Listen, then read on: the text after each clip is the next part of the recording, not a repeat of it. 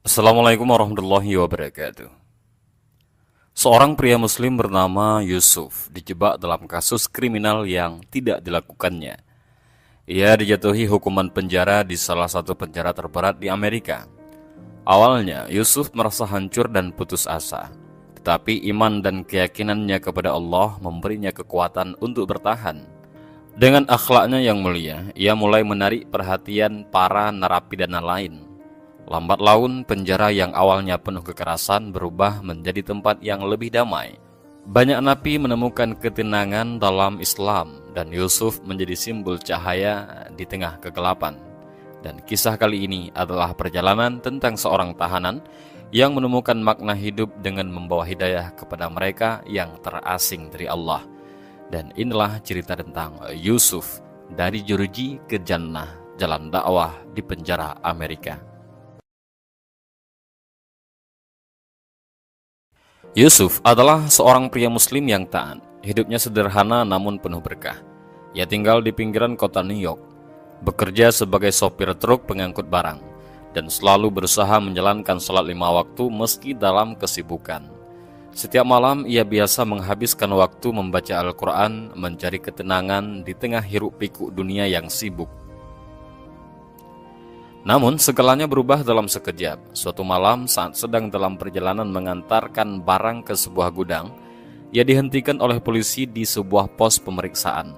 Awalnya Yusuf merasa tenang karena tidak memiliki apapun untuk disembunyikan.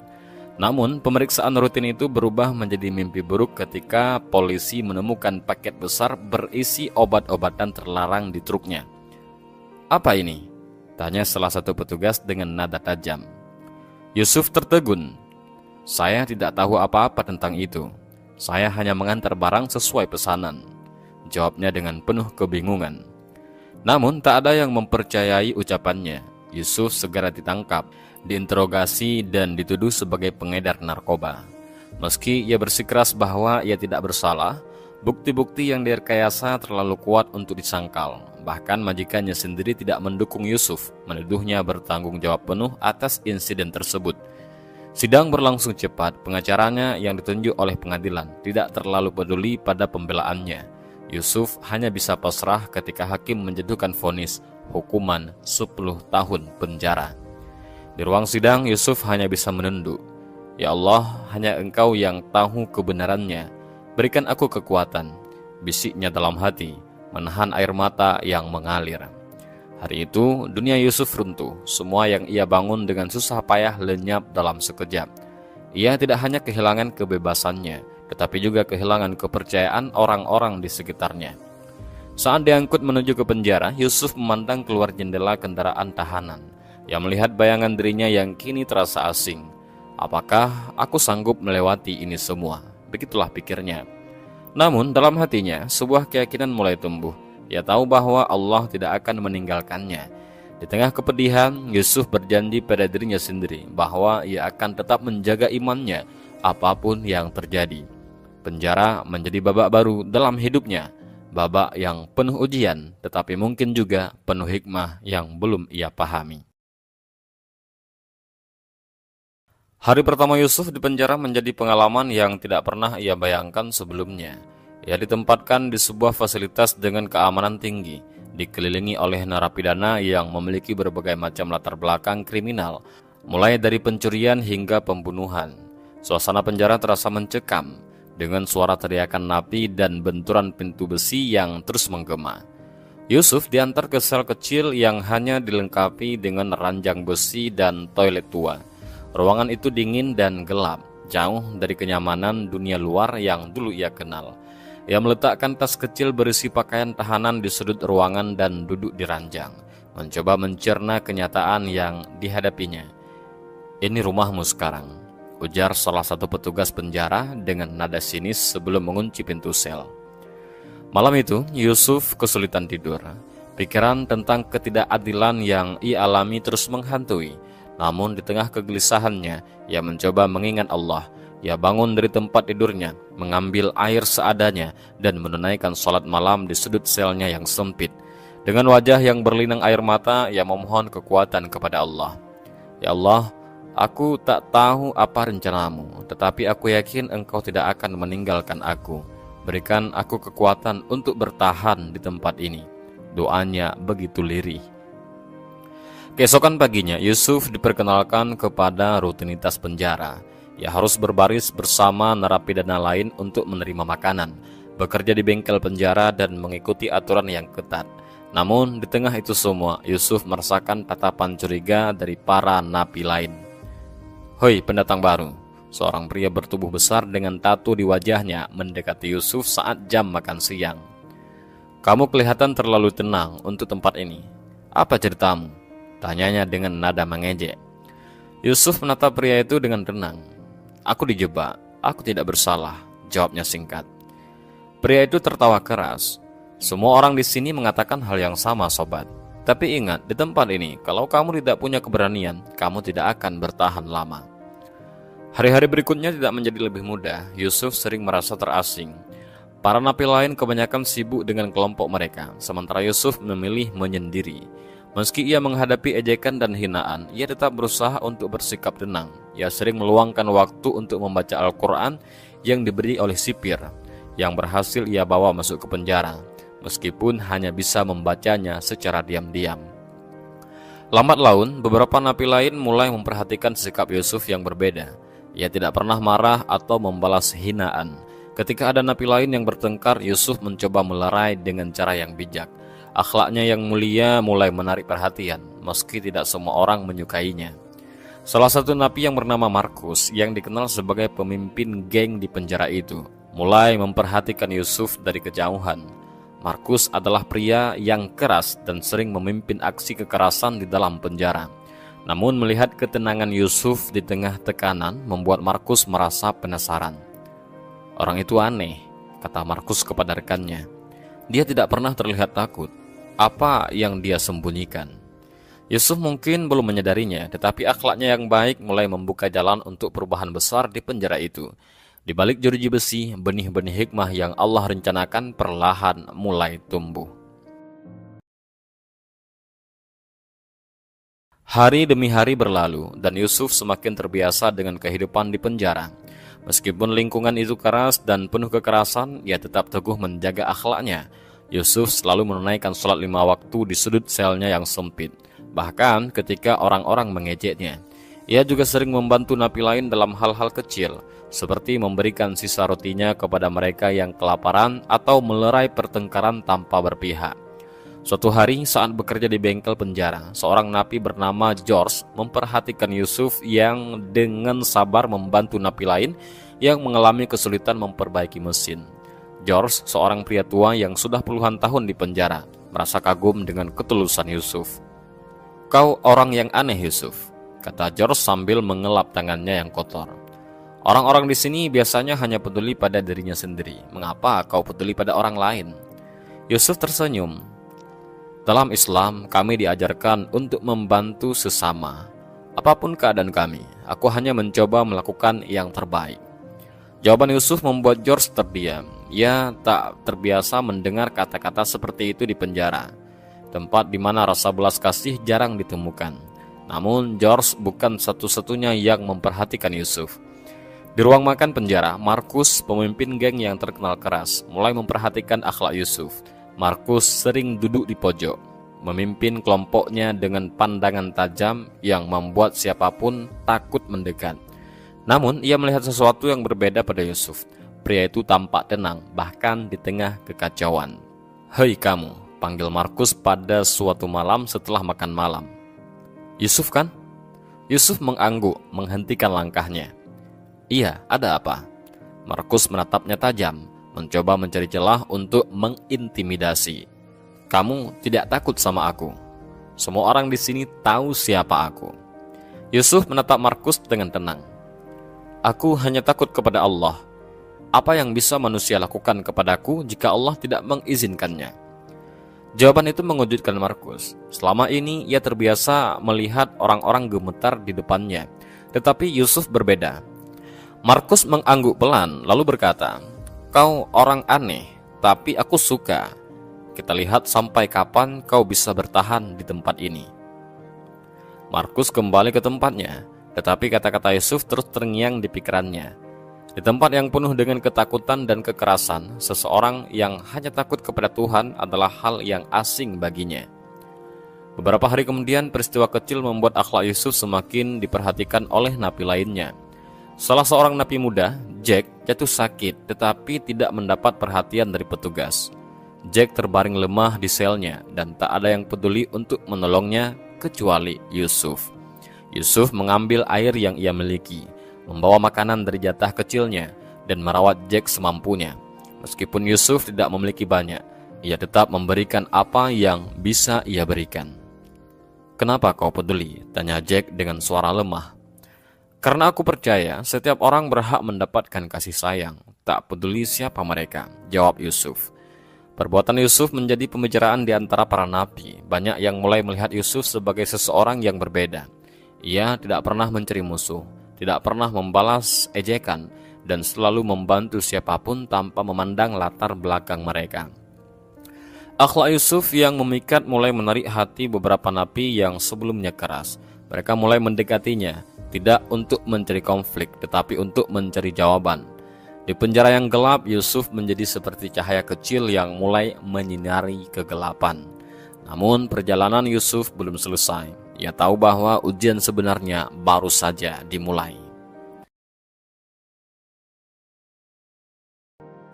Ketenangan Yusuf dan akhlaknya yang baik perlahan-lahan menarik perhatian lebih banyak napi, termasuk seseorang yang tak terduga, Markus, pemimpin geng yang paling disegani dan ditakuti di penjara itu.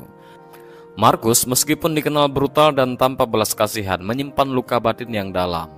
Masa lalunya penuh dengan kekerasan dan pengkhianatan, membuatnya tumbuh menjadi seorang yang selalu memilih kekerasan sebagai jalan keluar.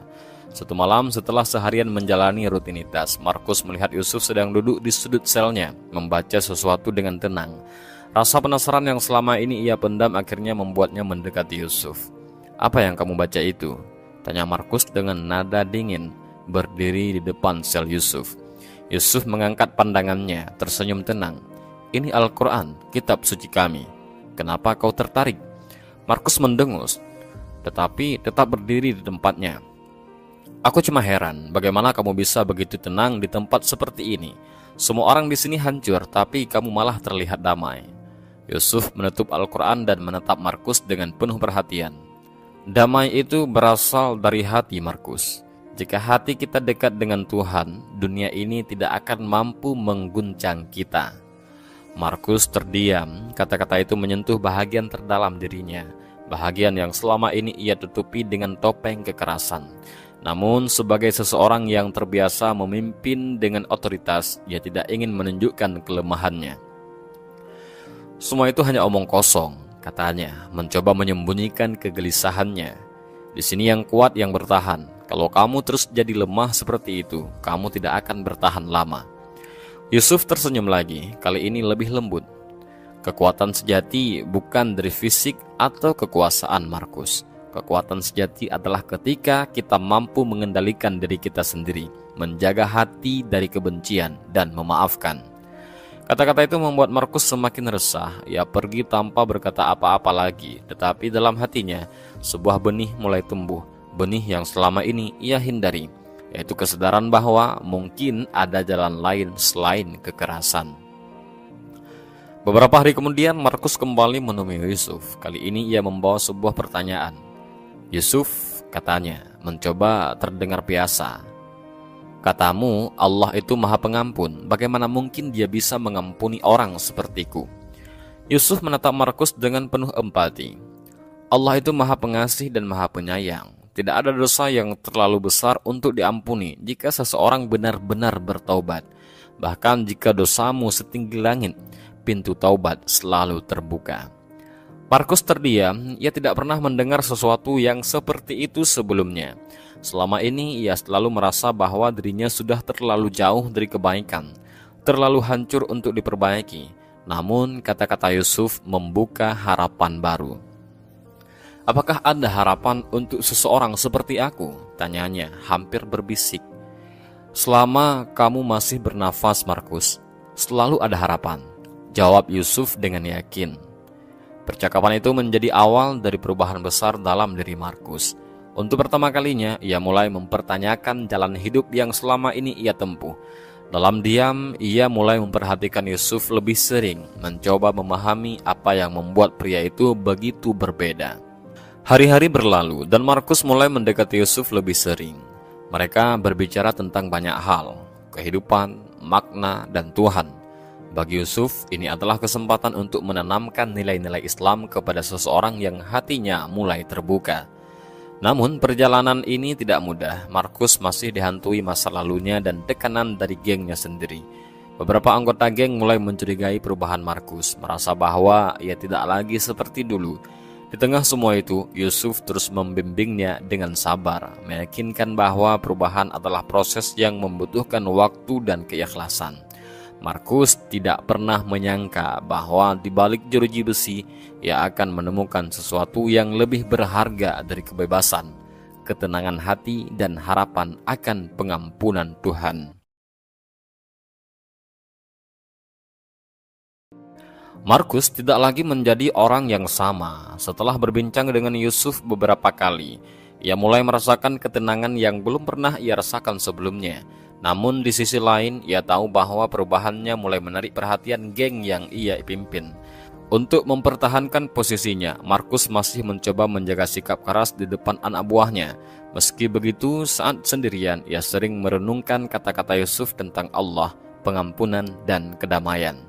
Sementara itu, Yusuf terus menjalani rutinitasnya dengan sabar.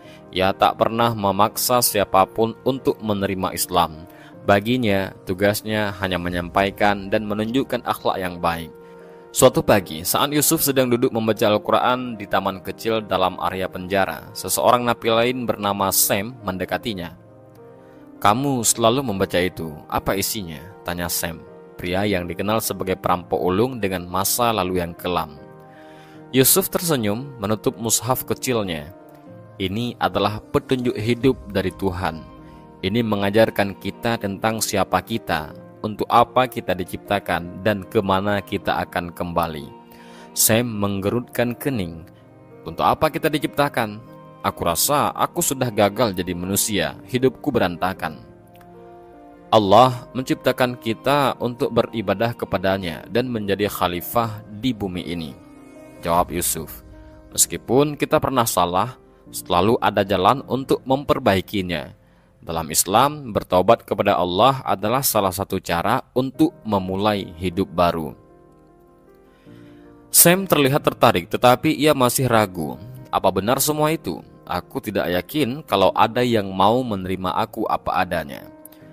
"Allah selalu menerima hambanya yang bertobat, tidak peduli seberapa besar dosanya," jawab Yusuf. "Yang penting hati kita ikhlas ingin berubah." Percakapan itu menjadi awal dari hubungan baru antara Yusuf dan Sam. Tak lama kemudian, beberapa napi lain yang pernah melihat Yusuf membantu orang-orang di penjara mulai mendekatinya. Mereka tidak hanya penasaran dengan ajaran Islam, tetapi juga tertarik pada ketenangan yang Yusuf pancarkan di tengah lingkungan penuh kekerasan. Di sela-sela waktu kerja atau saat berkumpul di lapangan, Yusuf mulai berbicara tentang Islam secara perlahan. Ia tidak pernah memaksakan, tetapi menjelaskan nilai-nilai Islam dengan cara yang sederhana dan relevan dengan kehidupan mereka. "Islam mengajarkan bahwa kita semua pernah berbuat salah," kata Yusuf pada suatu siang ketika beberapa napi lain berkumpul di sekelilingnya. "Tapi Allah itu Maha Pengampun. Jika kita kembali kepadanya dengan hati yang tulus, Dia akan memaafkan semua dosa kita, seperti bayi yang baru lahir." Markus yang berdiri agak jauh dari kelompok itu mendengar semua yang Yusuf sampaikan. Kata-kata itu kembali menusuk hatinya, mengingatkannya pada masa lalunya yang penuh dosa. Ia mulai merasa bahwa mungkin ada harapan baginya untuk berubah. Semakin banyak napi yang tertarik dengan ajaran Yusuf, mereka tidak hanya belajar tentang Islam, tetapi juga mulai merasakan perubahan dalam diri mereka. Beberapa dari mereka yang sebelumnya suka bertengkar mulai menunjukkan sikap yang lebih tenang. Penjara yang selama ini penuh dengan kekerasan perlahan berubah menjadi tempat yang lebih damai. Namun perubahan ini tidak disambut baik oleh semua orang. Ada kelompok napi lain, terutama mereka yang bergabung dalam geng-geng besar, yang merasa terancam dengan pengaruh Yusuf. Bagi mereka, perubahan ini bisa mengganggu kekuasaan mereka di penjara. Markus pun dipanggil oleh beberapa anak buahnya. "Kami dengar kamu sering ngobrol sama Yusuf," kata salah satu dari mereka. "Kamu tidak serius ikut-ikutan dia, kan? Kamu tahu di sini kita tidak butuh kedamaian, kita butuh kekuasaan." Markus menatap mereka dengan mata yang tajam, tetapi dalam hatinya ia merasa bimbang. Di satu sisi ia ingin menjadi pemimpin yang disegani, di sisi lain ia mulai memahami bahwa jalan yang selama ini ia tempuh hanya membawa kehancuran, bukan kedamaian. Perubahan Markus menjadi ujian besar bagi dirinya dan Yusuf. Namun Yusuf yakin bahwa Allah akan membimbing hati siapapun yang tulus ingin berubah. Cahaya Islam kini mulai menyinari penjara itu, dan perjalanan dakwah Yusuf baru saja dimulai. Popularitas Yusuf di penjara mulai menjadi ancaman bagi mereka yang merasa terganggu dengan pengaruhnya. Geng-geng besar yang selama ini menguasai dinamika di dalam penjara mulai melihat perubahan sikap beberapa napi sebagai ancaman terhadap kekuasaan mereka.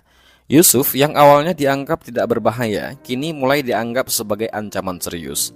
Suatu malam di salah satu sudut gelap area penjara, beberapa pemimpin geng berkumpul. Mereka berdiskusi tentang bagaimana mengatasi pengaruh Yusuf yang semakin meluas. "Dia membuat orang-orang kita lemah," kata seorang pria bertubuh besar dengan bekas luka di wajahnya. "Jika ini terus berlanjut, tidak akan ada lagi yang takut pada kita. Dia cuma seorang pria biasa," tambah yang lain. "Tapi cara bicaranya, dia punya sesuatu yang membuat orang percaya padanya." Markus yang juga hadir dalam pertemuan itu hanya diam. Ia tahu apa yang dipikirkan teman-temannya. Mereka ingin mengintimidasi atau bahkan menghabisi Yusuf untuk menghentikan pengaruhnya. Tetapi hati Markus yang sudah mulai merasakan cahaya Islam tidak setuju dengan rencana itu. "Kalau kita menyerang dia, itu hanya akan membuat dia terlihat lebih kuat," kata Markus akhirnya. "Biarkan aku yang bicara dengannya. Aku akan pastikan dia tidak terlalu menyebarkan pengaruhnya." Teman-temannya setuju, meskipun beberapa dari mereka masih meragukan Markus yang mulai terlihat berubah. Keesokan harinya, Markus menemui Yusuf di lapangan olahraga penjara. Yusuf sedang duduk sendiri, membaca Al-Quran kecilnya. Markus duduk di sampingnya. Kali ini tanpa ekspresi keras yang biasa ia tunjukkan. "Yusuf, kita punya masalah," kata Markus tanpa basa-basi. Yusuf menutup Al-Quran dan menatap Markus dengan tenang. "Apa yang terjadi?" "Orang-orang tidak suka dengan perubahan yang kamu bawa," jawab Markus. "Mereka merasa kamu melemahkan posisi mereka." "Aku hanya ingin bilang, hati-hati. Mereka tidak akan tinggal diam." Yusuf mengangguk pelan, tidak menunjukkan tanda-tanda ketakutan. "Markus, aku hanya menyampaikan kebenaran. Aku tidak memaksa siapapun untuk berubah. Tetapi aku juga tahu, dalam setiap perjalanan kebenaran pasti ada rintangan." Markus mendesah, merasa bingung dengan ketenangan Yusuf. "Aku serius, Yusuf. Ini bukan ancaman kecil. Jika mereka merasa kamu mengganggu, mereka tidak akan ragu untuk bertindak." "Dan aku juga serius, Markus," balas Yusuf. "Hidupku ada di tangan Tuhan, bukan di tangan mereka. Jika Allah menghendaki aku selamat, maka tidak ada yang bisa mencelakakanku. Tetapi jika ini waktuku untuk pergi, aku menerimanya dengan ikhlas." Kata-kata Yusuf membuat Markus terdiam. Ia tidak pernah bertemu seseorang yang begitu yakin dengan takdirnya. Namun di balik diamnya, Markus merasa semakin bimbang. Hatinya ingin melindungi Yusuf, tetapi ia tahu bahwa posisinya sebagai pemimpin geng membuatnya sulit untuk terang-terangan berpihak pada Yusuf. Malam itu, ketegangan meningkat. Kelompok geng terbesar di penjara memutuskan untuk mengirimkan peringatan kepada Yusuf. 2 orang napi mendatangi Yusuf di lorong menuju selnya. Salah satu dari mereka mendorong Yusuf dengan kasar. "Kamu pikir bisa mengubah tempat ini menjadi masjid? Hah?" gertak pria itu. Yusuf menatap mereka dengan tenang, tidak membalas. Aku hanya berusaha menjadi manusia yang lebih baik. Aku tidak peduli siapa kamu, lanjut pria itu. Tapi aku peringatkan, berhenti bicara tentang Islam atau kamu akan menyesal. Namun sebelum pria itu sempat melanjutkan ancamannya, Markus muncul dari balik lorong. Dengan suara keras, ia berteriak, "Lepaskan dia!" Kehadiran Yusuf membuat kedua napi itu mundur. Tidak ada yang berani melawan Markus secara langsung, karena ia masih dianggap sebagai pemimpin yang paling ditakuti. Setelah kedua napi itu pergi, Markus mendekati Yusuf. "Yusuf, ini peringatan terakhirku," kata Markus dengan nada serius. "Kamu harus lebih berhati-hati. Aku tidak selalu bisa ada di sini untuk melindungimu."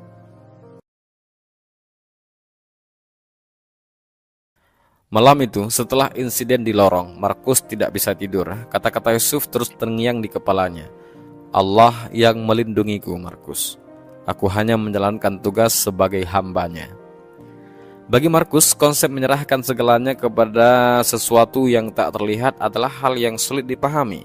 Tetapi di sisi lain, ia tidak bisa menyangkal rasa damai yang terpancar dari Yusuf. Keesokan harinya, Markus kembali menemui Yusuf, kali ini tanpa tekanan dari geng atau rasa curiga dari napi lain. Mereka duduk di sudut taman kecil penjara yang sering digunakan Yusuf untuk membaca Al-Quran. "Yusuf," Markus membuka percakapan dengan nada lebih lembut dari biasanya. "Aku tidak pernah percaya pada Tuhan sebelumnya. Hidupku terlalu keras untuk percaya bahwa ada sesuatu yang peduli padaku." Yusuf menatap Markus dengan penuh perhatian. "Apa yang membuatmu merasa seperti itu?" Markus menghela nafas panjang. Pandangannya jauh menembus jeruji besi penjara. "Aku kehilangan ayahku saat masih kecil. Ibuku meninggalkan kami. Hidupku di jalanan penuh kekerasan. Aku belajar bahwa kalau aku tidak menyerang dulu, aku akan diserang. Dan di dunia seperti itu, tidak ada ruang untuk Tuhan." Yusuf mengangguk pelan, mencoba memahami perasaan Markus. "Aku mengerti rasa sakitmu, Markus. Hidup yang keras bisa membuat kita merasa ditinggalkan. Tapi tahukah kamu, Allah tidak akan pernah meninggalkan kita, bahkan ketika kita merasa sendirian." Markus tertawa kecil, sedikit pahit. "Kalau begitu, kenapa dia membiarkan aku menjalani hidup seperti ini? Kenapa dia membiarkan aku menjadi monster?" Yusuf tersenyum lembut. "Allah tidak menciptakan kita untuk menjadi monster, Markus. Dia menciptakan kita dengan pilihan. Kadang jalan hidup membawa kita menjauh darinya, tapi pintunya selalu terbuka. Dia ingin kita kembali, tidak peduli seberapa jauh kita tersesat." Markus terdiam, merenungi kata-kata Yusuf. Ia tidak pernah berpikir bahwa dirinya, dengan segala dosa dan kekerasan yang ia lakukan, masih punya harapan untuk diterima oleh Tuhan. "Bagaimana caranya aku bisa kembali?" tanya Markus akhirnya, suaranya bergetar oleh emosi. "Taubat," jawab Yusuf dengan penuh keyakinan. "Kamu hanya perlu mengakui dosa-dosamu di hadapan Tuhan, memohon ampun dan berjanji untuk tidak mengulanginya. Jika kamu melakukannya dengan tulus, Allah akan mengampuni semuanya, Markus. Bahkan dosa yang sebesar gunung sekalipun." Markus merasa ada sesuatu yang hangat menyentuh hatinya. Air mata yang sudah bertahun-tahun ia tahan mulai mengalir di wajahnya. Ia buru-buru menghapusnya, takut terlihat lemah, tetapi Yusuf menepuk bahunya dengan lembut. "Menangis bukan tanda kelemahan, Markus," kata Yusuf. "Itu adalah tanda bahwa hatimu masih hidup." Dalam beberapa hari berikutnya, perubahan pada Markus mulai terlihat. Ia tidak lagi menunjukkan sikap kasar kepada napi lain. Ia mulai mendekati Yusuf lebih sering, bahkan meminta diajarkan sholat. Yusuf mengajarkan Markus dengan sabar, dimulai dari wudhu, bacaan sholat, hingga tata caranya. Markus berusaha keras, meskipun pada awalnya ia merasa canggung. Saat pertama kali Markus mencoba sholat, Yusuf mendampinginya. Markus berdiri, menunduk dan bersujud dengan hati yang penuh kerendahan. Saat ia selesai, air matanya kembali mengalir. "Aku merasa berbeda," kata Markus.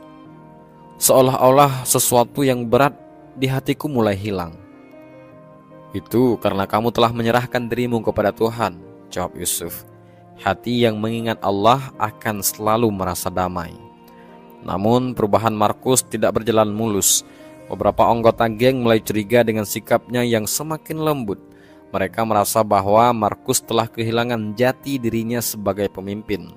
Desas-desus mulai menyebar bahwa posisi Markus mungkin akan digantikan oleh anggota lain yang lebih kuat. "Hei Markus," salah satu anggota geng mendekatinya di kantin. "Apa yang terjadi sama kamu? Kamu tidak seperti biasanya." Markus menatap pria itu dengan tajam. "Apa maksudmu?" "Kamu jadi terlalu lunak," jawabnya. "Orang-orang mulai berbicara. Mereka bilang kamu sudah tidak pantas memimpin." Markus menghela nafas, berusaha menahan emosinya. "Aku masih orang yang sama, tapi mungkin aku sudah menemukan sesuatu yang lebih penting dari kekerasan." Percakapan itu menjadi awal dari tantangan baru bagi Markus. Meskipun ia mulai merasakan kedamaian dalam Islam, tekanan dari gengnya membuatnya berada di persimpangan jalan. Yusuf terus mendampinginya, meyakinkan bahwa keputusan untuk berubah adalah keputusan yang benar, meskipun penuh dengan rintangan. Di balik jeruji, hati Markus mulai menemukan cahayanya. Namun perjalanan untuk mempertahankan cahaya itu akan menjadi ujian terbesarnya.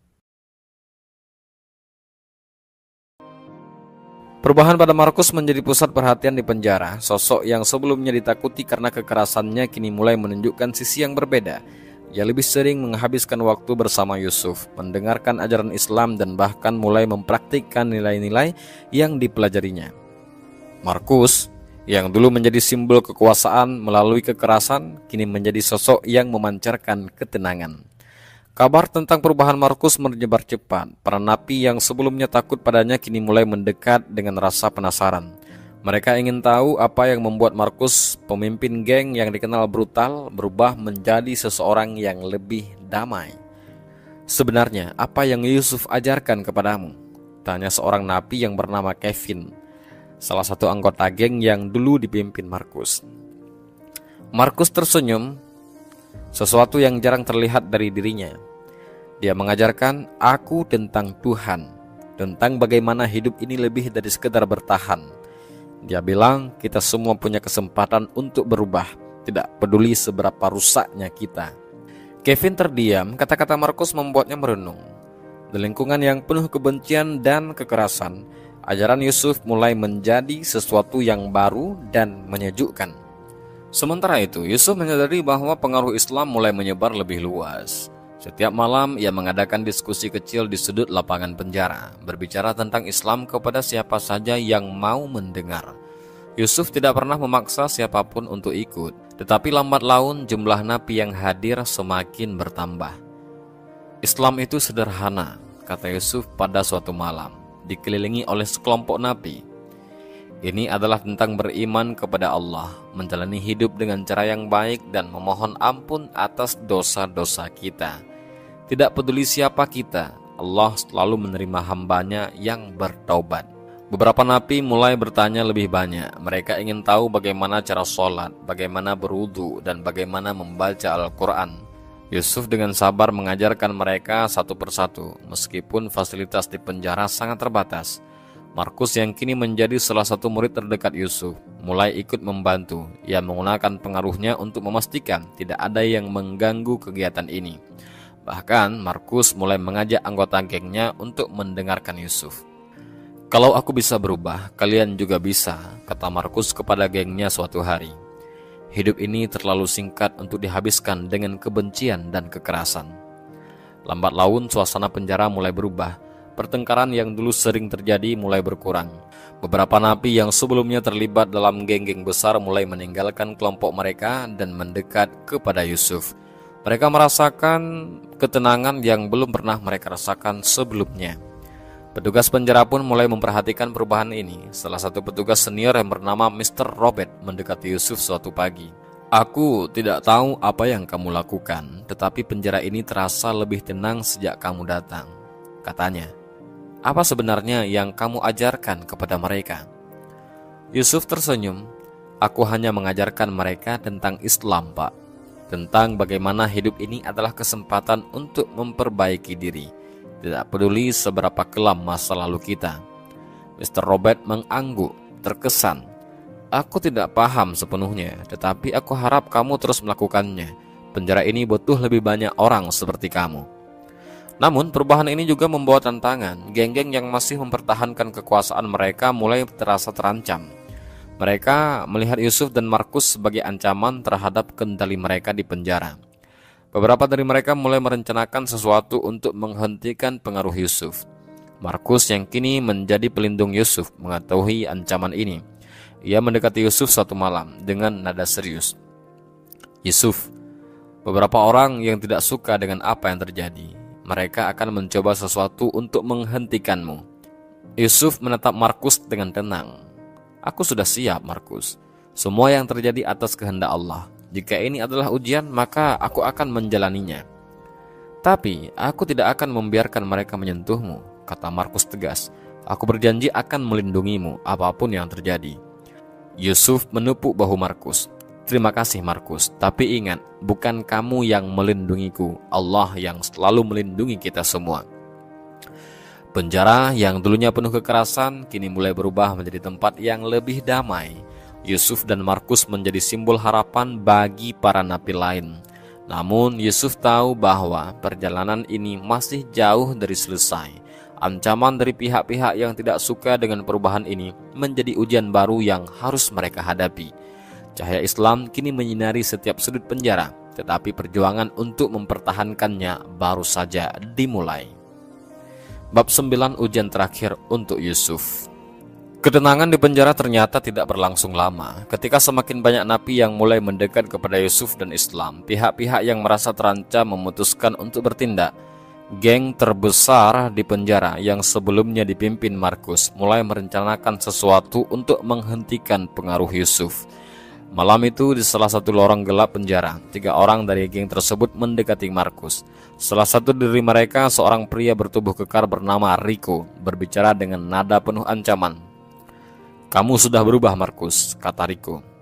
Kami tidak bisa lagi mengandalkanmu untuk memimpin. Sekarang kami akan mengambil alih. Markus menatap Rico dengan tajam, tetapi ia tidak bereaksi dengan cara yang sama seperti biasanya. Lakukan apa yang kalian mau. Aku tidak peduli dengan kekuasaan kalian lagi. Rico tersenyum sinis. Kalau begitu, kamu tidak akan keberatan jika kami menangani Yusuf. Dia terlalu banyak bicara. Dia harus dihentikan. Markus langsung berdiri dan mendekati Rico dengan wajah serius. Jangan sentuh dia. Kalau kalian berani, kalian harus berhadapan denganku dulu. Namun Rico tidak gentar. Kamu bukan siapa-siapa lagi, Markus. Kami akan melakukan apa yang perlu dilakukan. Keesokan harinya, Yusuf dipanggil oleh seseorang petugas penjara untuk berbicara dengan kepala keamanan. Ketika ia tiba di ruang kantor kepala keamanan, Mr. Robert menatapnya dengan wajah penuh kekhawatiran. Yusuf, aku dengar kabar buruk. Ada beberapa napi yang merencanakan sesuatu terhadapmu, kata Mr. Robert. Yusuf tetap tenang. Saya mengerti, Pak. Terima kasih sudah memberitahu saya. Apa kamu tidak khawatir? Tanya Mr. Robert. Mereka tidak main-main. Yusuf tersenyum tipis. Hidup dan mati saya di tangan Tuhan, Pak. Saya hanya berusaha melakukan yang terbaik. Jika ini adalah ujian, maka saya akan menjalaninya. Mr. Robert terdiam. Ia tidak pernah bertemu seseorang yang begitu tenang dalam menghadapi ancaman seperti Yusuf. Aku akan mencoba meningkatkan keamanan untukmu. Tapi hati-hati Yusuf. Malam itu ancaman tersebut menjadi kenyataan. Ketika Yusuf sedang dalam perjalanan kembali ke selnya setelah sholat Isya, 3 napi dari geng Rico menghadangnya di lorong gelap. Mereka membawa benda-benda tajam yang disembunyikan di balik pakaian mereka. Kami sudah muak denganmu, kata salah satu dari mereka. Kamu pikir kamu bisa mengubah tempat ini? Kami akan menghentikanmu sekarang. Yusuf menatap mereka tanpa rasa takut. Kalau kalian ingin menyakitiku, lakukan saja. Tapi ketahuilah Allah menyaksikan setiap perbuatan kalian. Ketika napi itu mulai mendekat, tetapi sebelum mereka sempat menyerang, suara keras terdengar di belakang mereka. Berhenti, teriak Markus yang tiba-tiba muncul dari lorong lain. Markus berdiri di antara Yusuf dan para penyerangnya. Kalau kalian ingin menyakiti dia, kalian harus melewati aku dulu. Rico dan anak buahnya terkejut melihat keberanian Markus. Kamu benar-benar sudah berubah, Markus. Apa kamu sudah lupa siapa kita? Tidak, aku ingat, jawab Markus. Tapi aku juga ingat bahwa hidup ini lebih dari sekedar kekerasan. Jika kalian ingin melawanku, aku siap. Melihat tekad Markus, Rico ragu sejenak. Ia tahu Markus masih kuat dan bertarung dengannya bisa membawa masalah besar. Akhirnya setelah beberapa detik yang menegangkan, Rico menurunkan senjatanya. Baiklah, kata Rico dingin, tapi ini belum selesai. Rico dan anak buahnya pergi, meninggalkan Markus dan Yusuf sendirian di lorong. Markus menoleh ke Yusuf yang masih terlihat tenang meski nyawanya baru saja terancam. Kenapa kamu tidak melawan mereka? Tanya Markus. Kamu bisa saja terluka atau lebih buruk. Yusuf tersenyum. Aku tidak perlu melawan, Markus. Allah selalu punya cara untuk melindungi hambanya. Dan malam ini dia melindungiku melalui kamu. Kata-kata itu membuat Markus merasa haru. Ia sadar bahwa keputusannya untuk melindungi Yusuf bukan hanya karena rasa hormat, tetapi juga karena ia mulai merasakan tanggung jawab sebagai seorang muslim. Insiden itu menjadi pembicaraan di penjara. Para napi semakin melihat Yusuf dan Markus sebagai simbol perubahan. Bahkan Rico dan gengnya mulai kehilangan pengaruh, karena semakin banyak napi yang memilih untuk mengikuti jalan damai yang diajarkan Yusuf. Namun Yusuf tahu bahwa ini adalah ujian terakhir untuknya di penjara. Allah telah menunjukkan bahwa bahkan di tempat yang paling gelap, cahaya kebenaran bisa bersinar. Pagi itu, Yusuf dipanggil ke kantor kepala penjara. Ia berjalan dengan tenang, meskipun tidak tahu apa yang menantinya. Saat ia tiba, Mr. Robert, kepala keamanan, tersenyum kecil. Yusuf, aku punya kabar baik untukmu, katanya. Bukti baru muncul dalam kasusmu dan pengadilan telah memutuskan untuk membebaskanmu. Kamu akan keluar dari penjara ini besok. Yusuf terdiam sejenak, mencoba mencerna kata-kata itu. Air mata haru mulai mengalir di wajahnya. Alhamdulillah, ucapnya pelan. Segala puji bagi Allah. Namun meskipun kabar itu membawa kebahagiaan, Yusuf juga merasa berat meninggalkan tempat ini. Penjara telah menjadi medan dakwahnya, tempat di mana ia membawa perubahan dan menanam benih keimanan di hati para napi. Keesokan harinya saat Yusuf bersiap untuk pergi, para napi berkumpul di lapangan. Banyak dari mereka yang kini mengenakan kopiah putih atau sekedar berdiri dengan wajah penuh rasa hormat. Markus yang kini dikenal sebagai pelindung Yusuf berdiri di barisan depan bersama beberapa napi lain yang telah memeluk Islam. Kamu meninggalkan kami, Yusuf, tapi ajaranmu akan tetap hidup di sini, kata Markus dengan suara bergetar. Kamu bukan hanya mengubahku, tapi juga mengubah tempat ini. Yusuf tersenyum menepuk bahu Markus. Aku tidak pernah melakukan ini sendirian, Markus. Allah yang memberikan hidayah. Aku hanya menyampaikan pesannya. Para napi satu persatu mendekat untuk mengucapkan salam perpisahan. Beberapa dari mereka bahkan menangis, merasa kehilangan sosok yang telah membawa kedamaian ke dalam kehidupan mereka yang penuh kekerasan. Jangan pernah menyerah untuk berubah, kata Yusuf kepada mereka. Setiap langkah menuju kebaikan adalah langkah menuju ridha Tuhan. Saat Yusuf melangkah keluar dari gerbang penjara, ia menatap ke langit, merasa bebas untuk pertama kalinya setelah bertahun-tahun. Namun dalam hatinya ia tahu bahwa kebebasan sejati bukanlah keluar dari jeruji besi, melainkan dekat dengan Tuhan. Ia merasa bahwa pengalamannya di penjara bukanlah hukuman, tetapi sebuah perjalanan spiritual yang membawa banyak pelajaran. Di sisi lain, penjara itu tidak lagi sama. Markus mengambil alih peran sebagai pemimpin. Tetapi kali ini bukan dengan kekerasan, melainkan dengan keteladanan. Ia terus melanjutkan dakwah Yusuf, mengajarkan Islam kepada napi lainnya, dan berusaha menjaga kedamaian yang telah ia bangun. Bertahun-tahun kemudian Yusuf menjadi seorang da'i yang dikenal luas. Ia sering menceritakan kisahnya di penjara kepada banyak orang, tentang bagaimana cahaya Islam mampu mengubah tempat tergelap menjadi tempat yang penuh harapan. Dan di setiap ceramahnya ia selalu menyebut nama Markus, sang pemimpin geng yang berubah menjadi pemimpin hati. Penjara yang dulu penuh kekerasan kini dikenal sebagai tempat yang damai. Banyak napi yang keluar dari sana membawa perubahan positif dalam hidup mereka berkat ajaran Yusuf dan perjuangan Markus. Perjalanan Yusuf di penjara telah selesai, tetapi benih kebaikan yang ia tanam terus tumbuh, membawa keberkahan yang tak terhitung. Dari jeruji ke surga, perjalanan ini bukan hanya tentang Yusuf, tetapi tentang keajaiban hidayah Allah yang mampu mengubah hati siapapun yang dikehendakinya. Dan demikian cerita ini, mudah-mudahan bermanfaat. Allahu a'lam bishawab. Assalamualaikum warahmatullahi wabarakatuh.